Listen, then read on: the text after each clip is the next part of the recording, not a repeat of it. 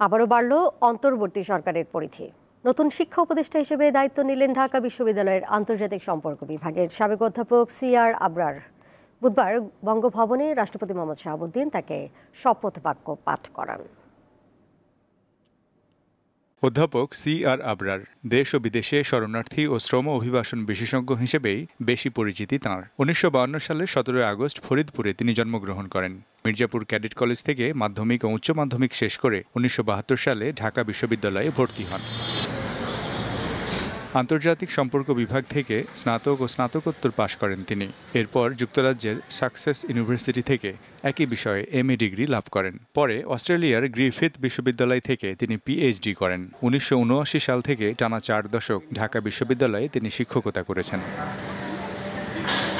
আন্তর্জাতিক সম্পর্কে খ্যাতিমান ঢাকা বিশ্ববিদ্যালয়ের এই অবসরপ্রাপ্ত অধ্যাপক শরণার্থী ও অভিবাসন বিষয়ক প্রতিষ্ঠান refugee and migratory movements research ইউনিটের নির্বাহী পরিচালক। দীর্ঘদিন ধরে রোহিঙ্গা শরণার্থীদের নিয়ে কাজ করছেন তিনি। তাঁর গবেষণার বিষয় রোহিঙ্গা শরণার্থী, স্বল্পমেয়াদী শ্রম অভিবাসী এবং বাংলাদেশের ক্যাম্পে বসবাসকারী উর্দুভাষী সম্প্রদায়ের নাগরিকত্ব প্রসঙ্গে। উর্দু ভাষাভাষী তরুণদের বাংলাদেশে নাগরিকত্ব প্রতিষ্ঠার জন্য ক্যাম্প সংগঠিত করার ক্ষেত্রে প্রধান ভূমিকা পালন করেন তিনি।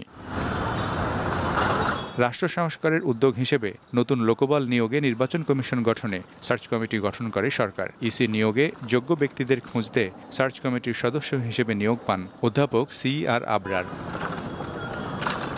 গত কদিন থেকে আলোচনায় ছিল আকার বাড়ছে অন্তর্বর্তী সরকারের। মঙ্গলবার গণমাধ্যমে প্রচার হয় শিক্ষা উপদেষ্টা হিসেবে দায়িত্ব পেতে যাচ্ছেন CR আবরার। বুধবার বঙ্গভবনে শপথ নেন তিনি। রাষ্ট্রপতি মোহাম্মদ শাহাবুদ্দিন তাঁকে শপথ বাক্য পাঠ করান। সকলের প্রতি আইন অনুযায়ী যথাবিহিত আচরণ করিব। শপথ অনুষ্ঠানে উপস্থিত ছিলেন প্রধান উপদেষ্টা অধ্যাপক ডক্টর মোহাম্মদ ইউনূস। সঙ্গে ছিলেন আরও কয়েকজন উপদেষ্টা। মিজানুর রহমান, দীপ্ত সংবাদ, ঢাকা।